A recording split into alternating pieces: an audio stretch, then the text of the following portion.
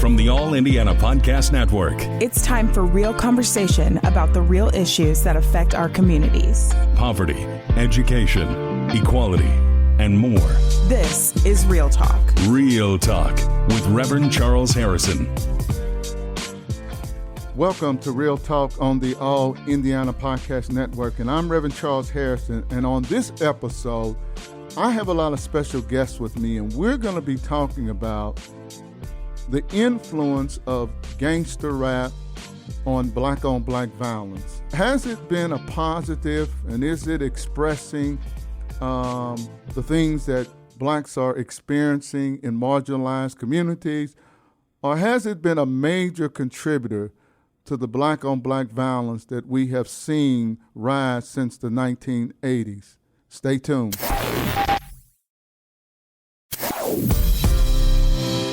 Welcome to Real Talk on the All Indiana Podcast Network, and I am Reverend Charles Harrison, and it is a pleasure to be with you on today.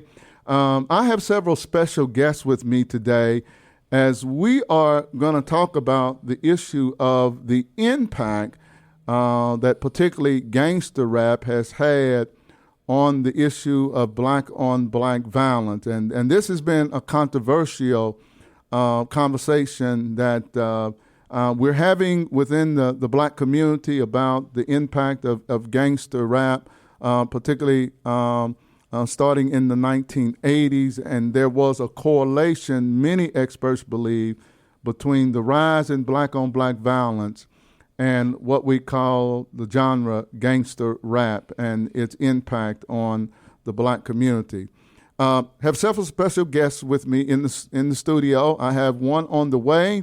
I have with me Terry Cameron, and Terry comes from the perspective of once being out there in the streets and involved in his perspective on this whole issue. I have another person with me, John Hall, who is the former deputy mayor of Indianapolis under Mayor Steve Goldsmith. Yes. John Hall was there when we had a record-breaking year and 10 Point was started. And then we also have with us Annette Johnson. Annette Johnson is from Indianapolis also, and she is the Pike Township trustee.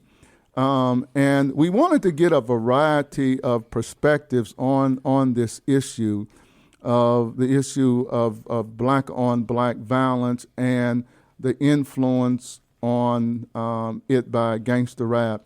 And I was reading some things, this week, and it was talking about there's a noticeable increase in black on black violence, since the rise of gangster rap in the late 1990s, leading some to believe that there might be a connection between the rise in black on black violence, particularly among young men of color.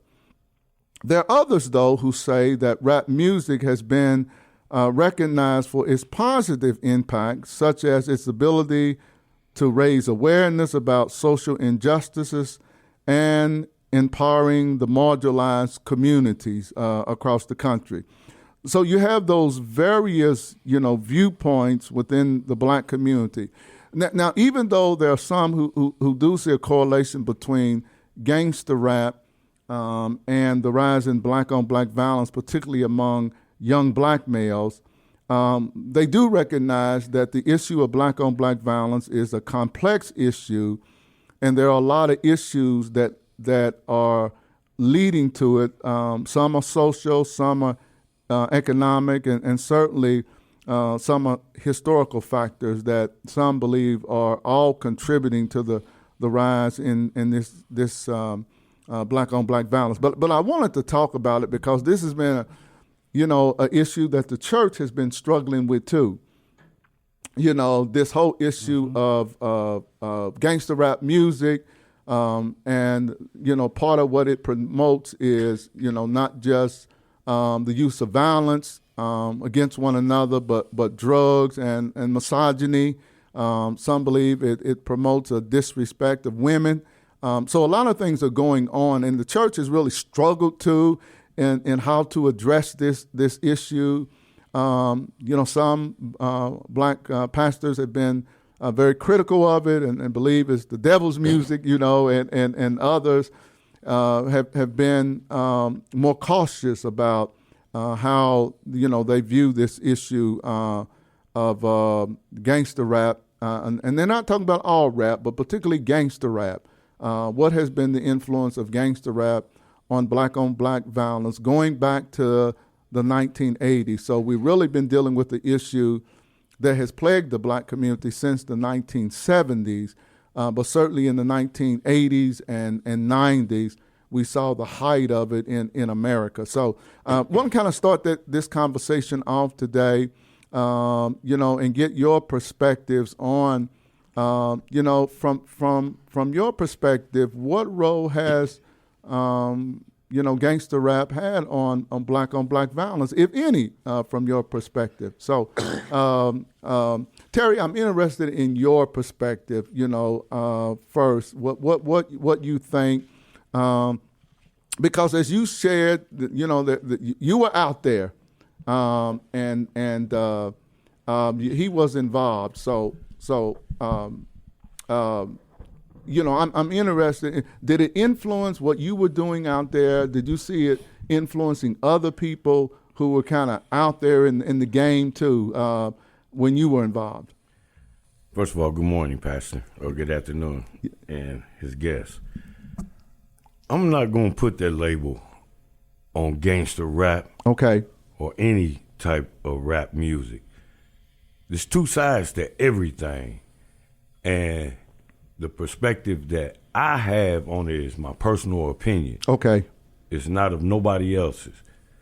But we take things and we take labels and put it on, especially black influences like music, entertainment, TV, pastors. People will say what they want to say. It's the perspective that we take in the music. If you rap about killing and raping women and disrespecting black women and all that, hey, if you listen to that, yes, it's going to have an influence on you. I'm not the type of person that you can just say anything to me and I take it and run with it. Right. And a lot of brothers that I growed up with, we have an opinion about what other people say about us. Rap music has its own entity and it influences people. It can influence you positively or it can influence you negatively. It's your perspective, how you take what they are saying and run with it. I don't take if I came to your church, Pastor, I like what you preached about. Right. I liked your preaching. Everybody can't preach to me. Right. You can preach to me because you are telling the truth, and the way that you are drawing the picture for me to see the truth, that's how I take it. I can understand you. And that's how I consider rap music or gangster rap at the time. It didn't have no influence on me. Okay. Because I took the negative out of it. And if the music appealed to me, I listened to the music. I wouldn't listen to nothing what nobody else was saying because I'm not gonna let somebody else say that influences me to do something negative. Or if you're saying something positive, I could take that and run with it. Annette, what is your perspective on it? We just heard from Terry. What's your perspective on it? Gangster rap, and has it had a negative influence on our community that has caused a rise in black-on-black violence since the 1980s? Again, good afternoon, everybody, and to the guests. And such a good question. I mean, I guess I look at it in two folds. I kind of look at it, what the gentleman just kind of shared with, depending on your mindset. Mm-hmm. I think that's how the rap music, to me, would affect you. The mindset. What are you out there doing? What is your lifestyle about?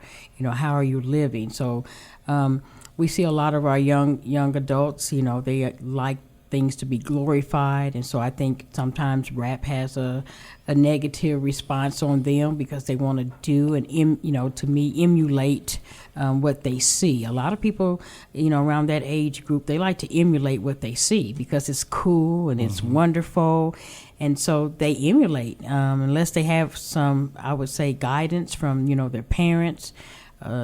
Teens tend to go follow the crowd, want to be in the in crowd. So right. I would say to me, some of the things I hear, some of the language that these young people use, because where do they get that, the language from? Unless just in your household.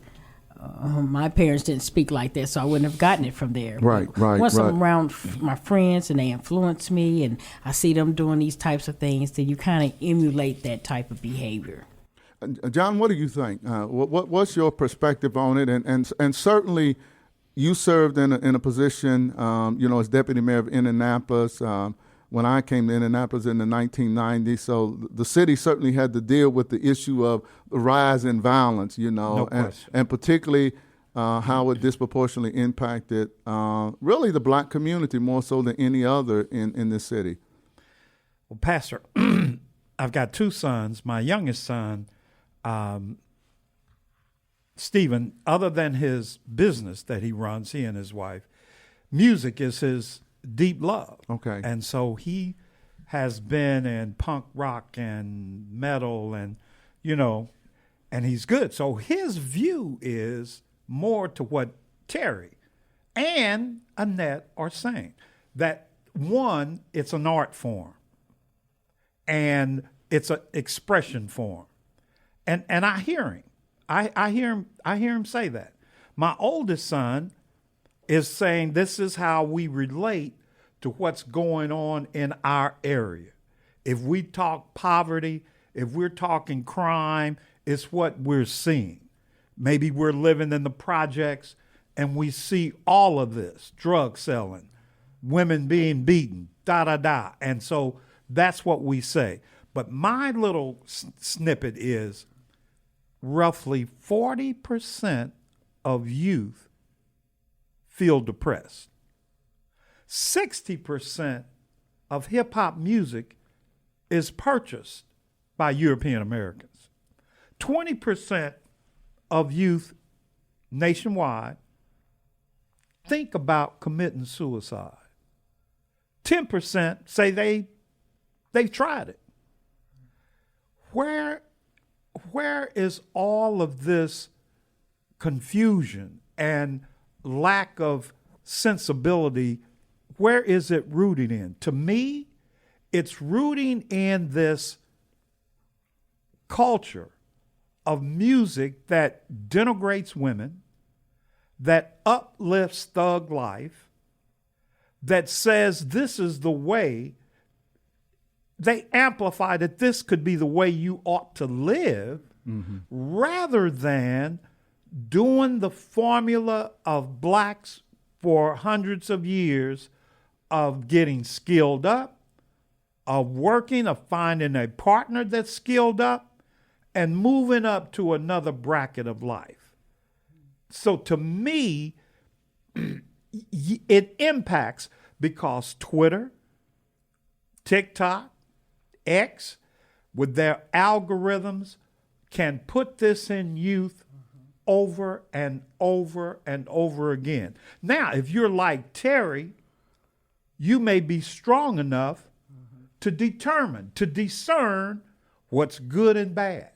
But if you're coming up in a household that's low income, parents have no clue, parents aren't around, who's going to say that you won't grab onto this lifestyle? Because it is rough out here. It's not an easy path up. But that's my view. So that it has damaged the thoughts of youth. Not all youth. Terry and Annette are both pointing that out. But when you are in a area where the parenting is not adequate, not enough, fathers aren't around, mothers are working, or mothers are not engaged, yes, I think it has damaged our viewpoint, And I think you see it in our society where lying is okay. Beating women is good. Drugs is cool. Not that, I've never done drugs, but I've never done drugs that I shouldn't have had to. But that's a joke, audience. Yeah. That's a joke. But Pastor, that's my view. This is Real Talk with Reverend Charles Harrison. And my guest, we're talking about the whole issue of the impact of particularly what we call gangster rap on the black community, and has it contributed since the 1980s in the rise of black on black violence, which, and I know Terry's getting ready to jump in here. The numbers are showing that black America is 13% of the American population, but every year we represent 50% or more of the homicide victims. So it's disproportionately we're being impacted by the violence, and the question becomes, what's driving that black America is killing at such a high rate? Terry, I know you want to get in here. Yeah, I wanted to comment on what the deputy mayor here had said, and parenting, because that's where kids learn first at.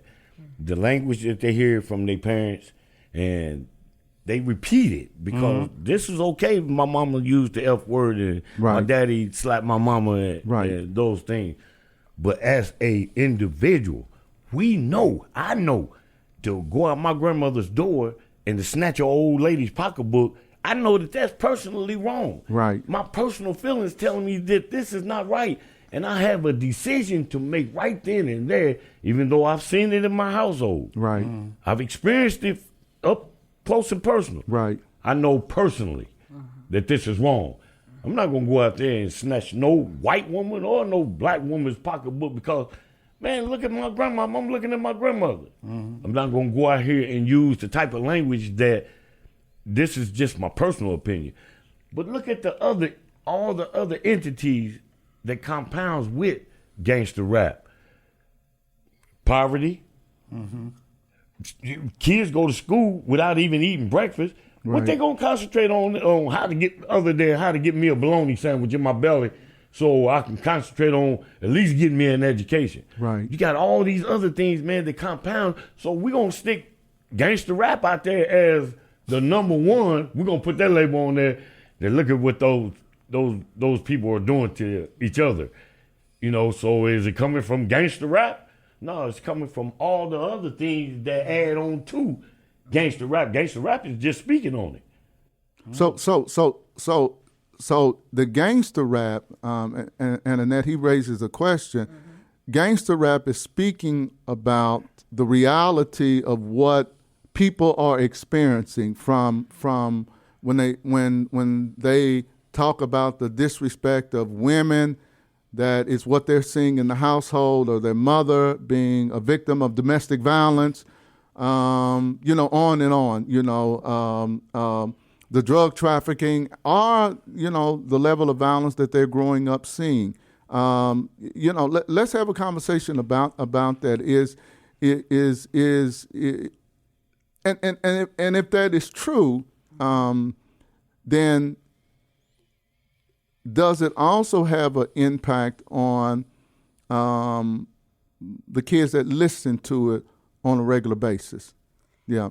Yeah, I mean, such a good question again, because you just pinpointed it. I was reading this article, and it says some people don't have an issue with the rap music because it expresses emotion and life stories, which is what we just shared here. Right. However, we have to be mindful, because what you're expressing, what you're sharing, young minds pick that up, and that's what leads to the destructive behavior. That's what leads to the types of things that they do, because again, they're emulating what they see. You say, "Oh, this is just an artist doing this," but these young adults, young people, they look up to these artists like they are just, the best person in the world, or I have to mimic my life like this particular person is. I mean, we when we were young, we had different people that we was our favorite person, our music person, but again, it's just the lyrics, and now you have the videos and things, so you actually get to see them in action doing all this type of destructive type behavior. And again, our young people, to me, are just kind of latching onto that. They ride around in the cars. They want to play the loud music. They want to run up on someone. They want to act out in different ways. I mean, we see it as they gather with their gatherings and things. Nothing is just like fun. It's just the behavior is always leading to something destructive or some type of violence. You know, what really got me to think about this topic more seriously is a letter that I received from a young man in prison who had been sentenced to 183 years, I think it was the sentence, for a murder that he had committed in a music studio. And he had been watching me on, TV and the work that I do with 10 Point, and I'm always out there, talking about this issue of what I call it urban violence. And in the letter, he wrote to me that we needed to go about addressing the issue differently. And he was offering suggestions. And he said to me in his letter that he wrote that he grew up in a middle-class home. And he had a stepfather that had a very good job. His mother had a good job. They raised him right. But what he said to me was he chose a different path. And maybe what Terry's talking about is true, that his life was influenced more by the rap videos.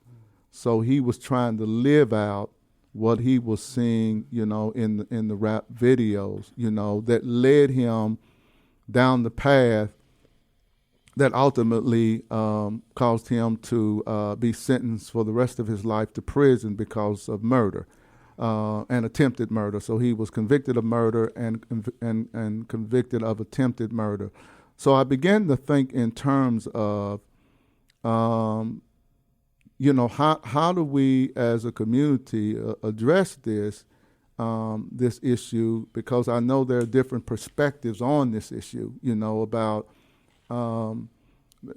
what role does it play, not negating all the other factors that are contributing to it, like poverty and how kids are being raised and brought up in the home, issues of hunger, fatherlessness, you go on if and what they are seeing and experiencing it and they're singing about it and living it out. How do we make sense of this as a community, John? And how do we, really address this? Because particularly my son, my youngest son, well, my oldest son, he raps. He's a rapper, but he doesn't do gangster rap, but he raps. And he does well at it. My youngest son listens to it. Sometimes I have to go in the room when I hear words that shouldn't be, edified in the pastor's house. Yeah. You know what I mean? But I know that influences him. And he likes it. And so the challenge is, particularly from the church's perspective, how do we address this issue when maybe young people see this differently than someone my age sees it? So your perspective on that. Then we get to you, Terry. That is another powerful question in that the pastor has brought out. And I thought as you were talking back in 1960s, our household had one record player. And Lily Mae was not going to have Mom's Mabley's album. Okay. Or Red Fox's album. Okay. They weren't going to be up in there. So if I wanted to hear it, even if I wanted to, I was going to have to find somebody that I knew that I could go by the house, which I had to ask Mom right, if I could go. Right. And I look at how different that is today, because that cell phone has it all. Right. It's got everything. And Junior could be anywhere. And you would never know that he's listening or that he believes. So I would say that the black church today, in order to try to guide and address and comfort youth, there's got to be a bigger dialogue effort where young people can come and feel comfortable and speak. And instead of listening to thug life stuff per se, it can be out there. My youngest son and oldest son say to me, it's an art form, and I buy that to a point. But there needs to be an institution or a group that is trying to get to the root of what's troubling our youth, and then setting forth what they believe is a positive path to get to another bracket. Terry, this is what I struggle with, and as not just as a pastor, but as a parent. When I see my son puts an earring over the eyebrow, and then he had what I thought was earrings and stuff down here, and I'm looking at him, and in my mind it projects a certain image. Okay, and I was talking to my wife, and I'm so old school, and I had him take that stuff off because, I was projecting the image. If I'm your employer and you coming to me for a job, how am I going to look at you? And then I'm a black man, and to me it projects a certain image. And have I become so biased now, in my viewpoint of that I see that as more thuggish, where do young people today see it more as their expression of their own culture and times? Absolutely, both of them. Okay. Absolutely, both of them. First of all, just like you give your son the other side of what a pierced chin would do for him. Right. This could poison your whole history of trying to get a job or poison your inner system. When you give a child, because they are kids, we Right. just look at them as adults because the crazy stuff that they do is only a grown-up crazy person would do. But when you give them another perspective of what these things will do, not for you, but against you, when you give them another perspective of that, then you done your job. I'm telling you, I'm showing you what the outcome of this will be. Now you can go ahead and pierce your chin, and if it falls off, you're still not an ugly child. You're just a child with no chin. Right. Because you didn't listen to me. That's the same as gangster rap music. If we could put the information out there for these kids to know that today's drug seller is tomorrow's drug user. They don't get that. They don't get that information when we do not give it to them. Right. Today's seller is tomorrow's user. Okay, you want to be a gangster rapper. Okay, go show the other side of what a gangster rapper's lifestyle is. It's not that he wants you nowhere near him, because he'll tell you. And if you video him as he lives his life, I don't live that lifestyle. I just rap about it. Right. I got bodyguards to keep people like you away from me. I don't live that lifestyle. Right. So if these kids saw the other side of, it's two sides to everything. Right. Yes or no, up and down, in and out, all of it. If the kids if they got the information of the other side, maybe that would influence them more so than the negative side.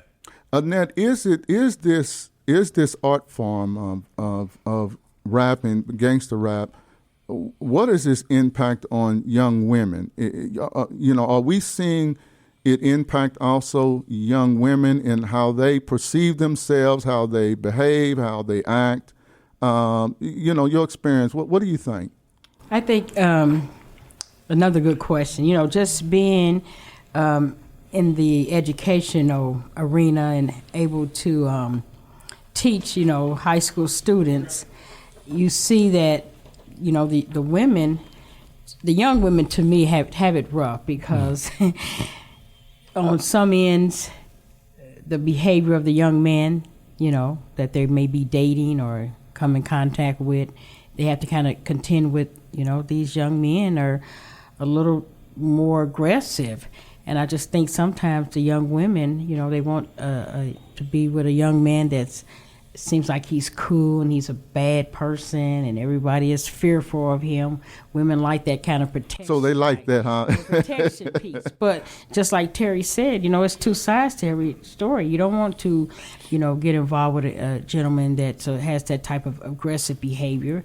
They exploit that in those videos, like John was saying. These women, they watch these videos all day long. They listen to this music all the time.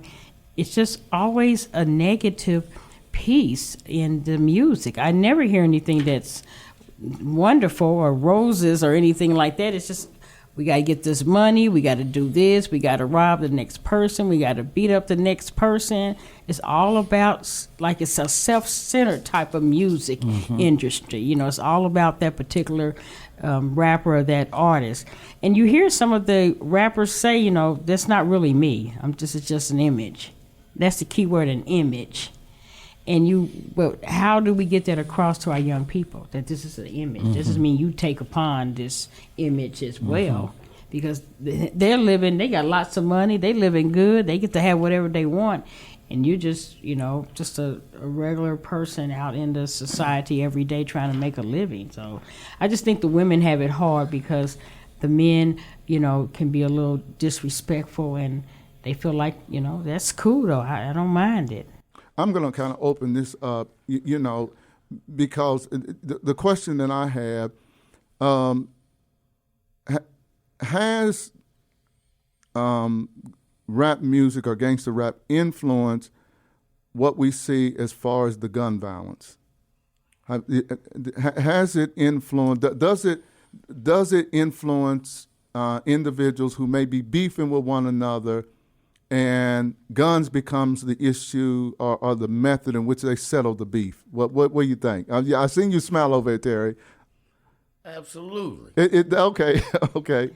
Absolutely. Okay. And then the difference between not owning a weapon and owning a weapon, a person sees the power that a person that owns a weapon has without no control. I'm talking about in a controlled environment. There's a difference between having a weapon and not. Like a policeman, he's in a controlled environment. He's only authorized to use his weapon at a particular time. Right. In an uncontrolled environment, the power that a weapon gives you over other people who do not have a weapon, it most definitely it has an influence over you that it takes you away from reality. It takes you to another level of a superpower. You're a super in your environment, in the environment that you're in right then and there. But I'm going to say this. It's not the weapon. It's the person. So what's influencing the person to have that mindset that you just talked about, who has the weapon now, but how do we? Because I think you're right. But what is influencing the mindset? If I growed up in an uncontrolled environment and then I possess a weapon, what am I, just a out of control person with a weapon? Right. That's the difference. Okay. But if you are growing up in a household that you are taught to respect a weapon, your mindset is different. So these kids go out in the streets now and they get into it at school, I know he's going to get a gun. Right, right. I'm scared that he's going to shoot me. Right. So I'm going to get one. Right. And then there's no compromise in there's nobody like me to come in and say, hey, man, hold it. This is what a weapon will do to you, your future, his family's future, our whole generational future. They don't have people to come into their lives or that's in their lives to explain this, the continuation of what you're about to do with this weapon. This is what we need. We need to, and how we got the breakdown of discommunication with our people, hey, it is ridiculously irresponsible on our part. Who's to say they'll tell me all day, oh man, it ain't nothing you can do. You know, it ain't gonna make a difference anyway. You don't know that until you try. Right, right. And then if I have influence over just one person, he might have influence over 10 people that he know. Right. And then so and so and so and so. So you can make a difference if you say something. What is amazing to me is that we're talking about, we're coming out of the 60s during the civil rights era. So now we're looking at mostly the grandchildren and the great-great-grandchildren and the great-great-grandchildren of the civil rights era.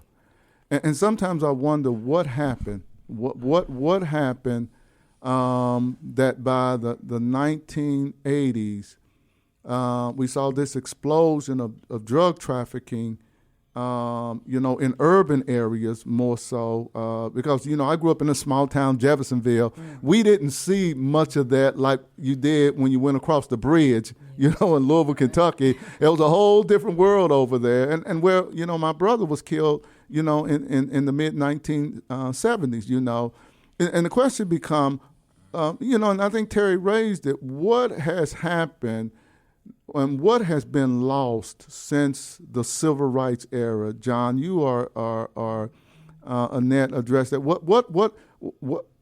How did we end up going down this path, and what was lost that has gotten us to the place where we are now? That homicide is the leading cause of death for black men in America ages 1 to 44. Just reflect on that. The leading cause of death for black men the age from 1 year old to now 44 years old in this country? I mean, that's a tough question. I just think a lot of it has to do with the morals and the values of our of the parents. The parents were able to live in to come up in an era where everything is social media, like you just said, and those particular morals and values have kind of depleted. As John alluded, we didn't have cell phones and all this audio stuff on our phones. We didn't have it at our house. Our parents didn't allow that. But the particular generations, from the last couple of generations, they've been exposed to the media.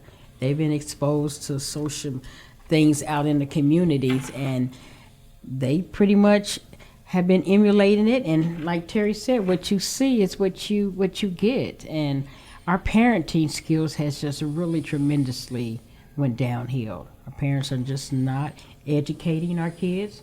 They're not teaching our kids. They're not disciplining them.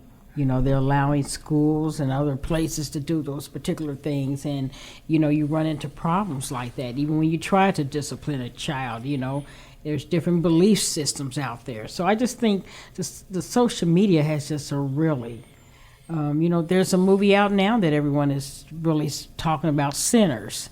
And it's all geared towards music in that whole movie. It's the music, the feeling of the music and the vibes brought this particular group of people together only for destruction to happen. Because that's what happened at the end of the, Yeah, we for John, talks, we used to do Club Hope at Barnes, United Methodist Church on Friday nights.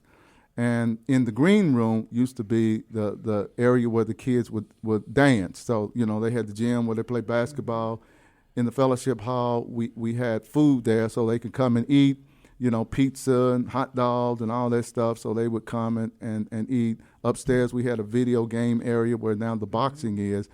But there was some music that they would play, some songs that would just amp those kids up. They would they would get amped up and y'all, they became almost uncontrollable when they got the dance and they was amped up. So we had a list of music that they could no longer play because it got them kids so amped up that we started having trouble with them, on the inside. And then when they left Club Hope, at 10 o'clock, they went through the neighborhood, creating havoc.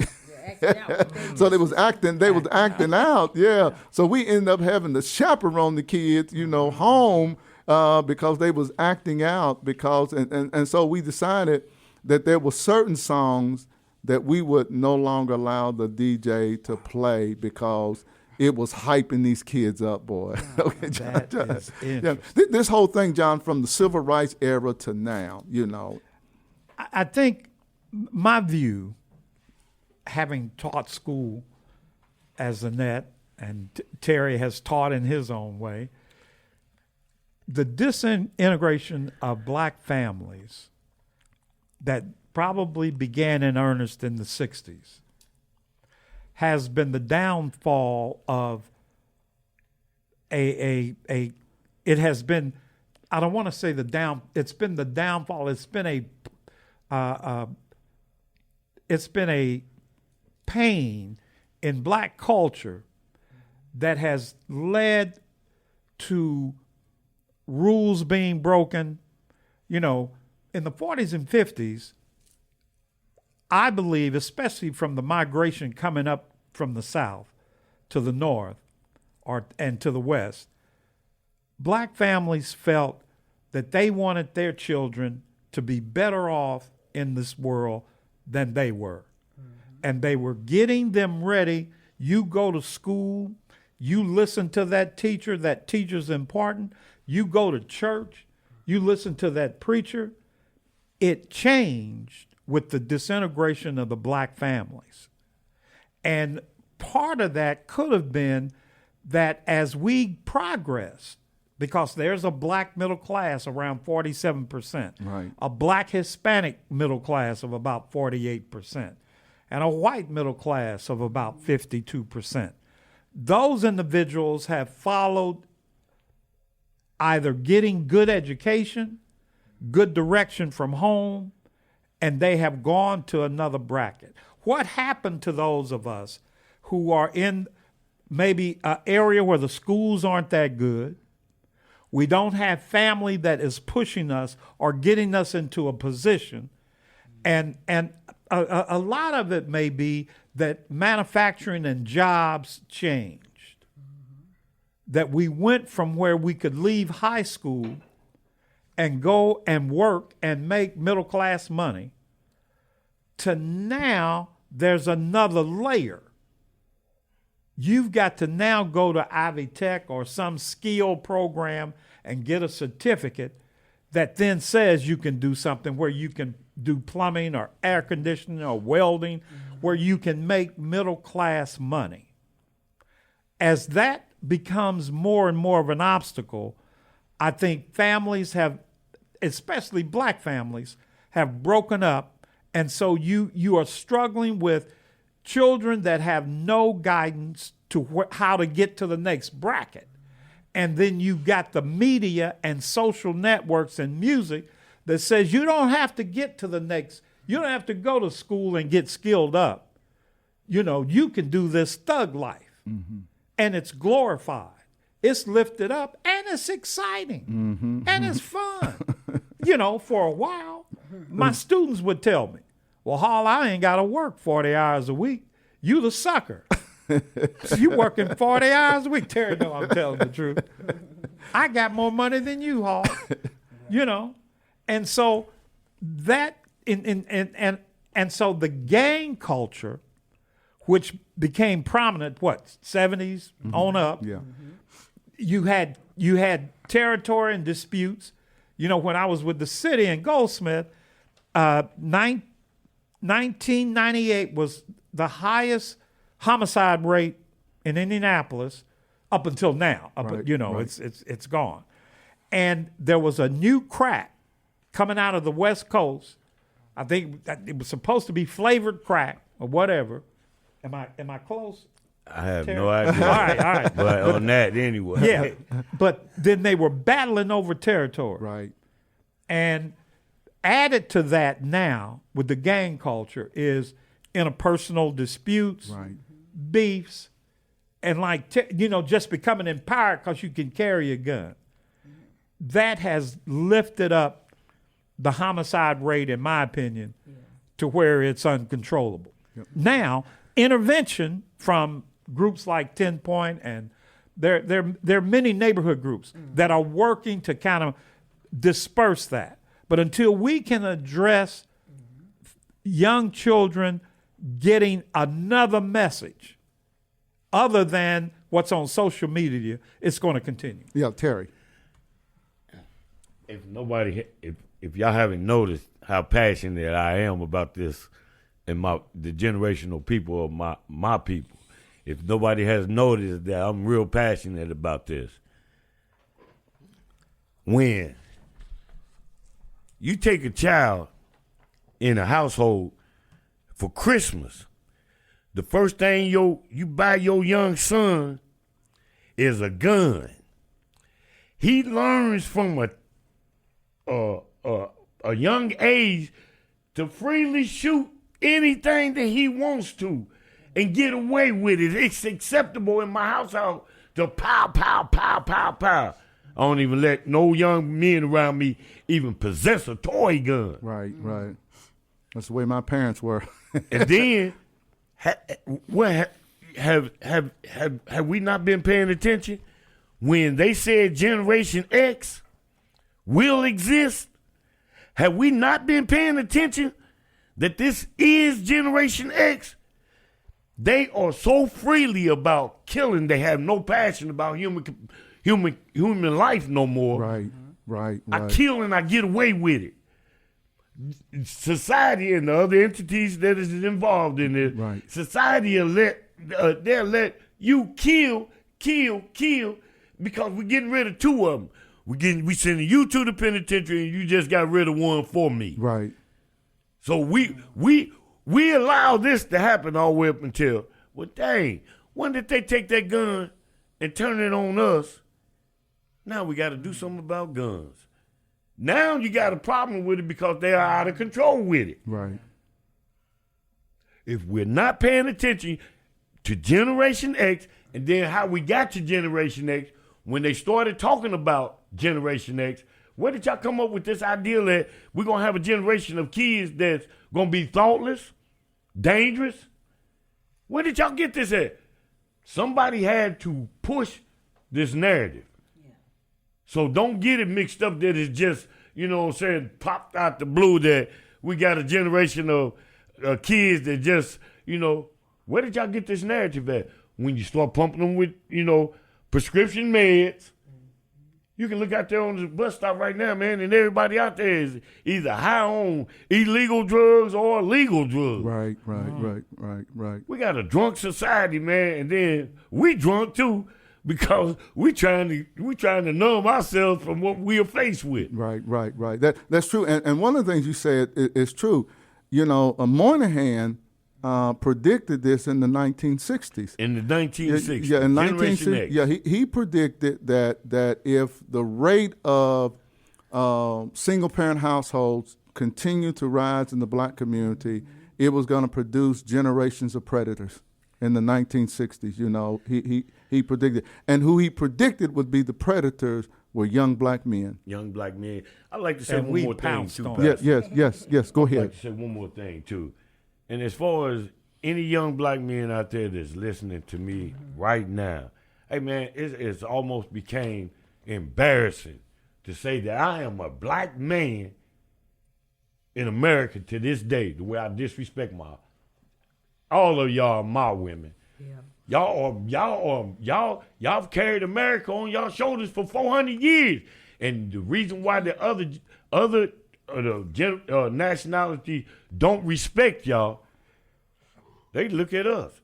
Hell, if they don't respect, excuse my language, if they don't respect their women, why should we? Exactly. So it is, man, we have to grow up and become the people, man, that everybody expects for us to be.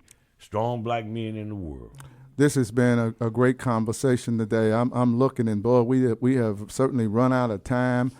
This conversation about what has been the impact of gangster rap music on the black community, and has it led to the rise in black-on-black violence that we have seen over the last 6 decades in America. Certainly we're going to continue this conversation in our community, and we want to talk about the next time, what are the solutions to it? You know, we have kind of talked about what the problems are, the challenges that we face. We're going to come back and do part 2 of this, where we're going to focus on what are the solutions. Are there any solutions to help turn this issue around? This has been Reverend Charles Harrison, and thank you so much for joining me today on Real Talk as we talked about the real issues that affect this city, Indianapolis, and across the country. I want to thank Annette Johnson, trustee of Pike Township, John Hall, and Terry Cameron for joining me today in this conversation. And we hope that you have been enlightened by this conversation, and it will cause you to have conversations with yourself and with others about how can we address this issue that we're facing, in this country when we see the disproportionate amount of violence that is impacting communities of color.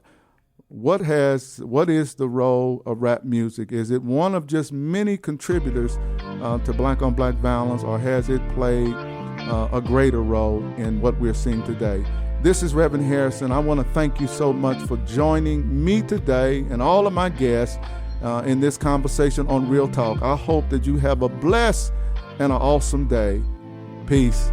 This is Real Talk with Reverend Charles Harrison. Be sure to like and subscribe to this podcast. And be sure to check out other great podcasts on the All Indiana Podcast Network. Online now at allindianapodcast.com.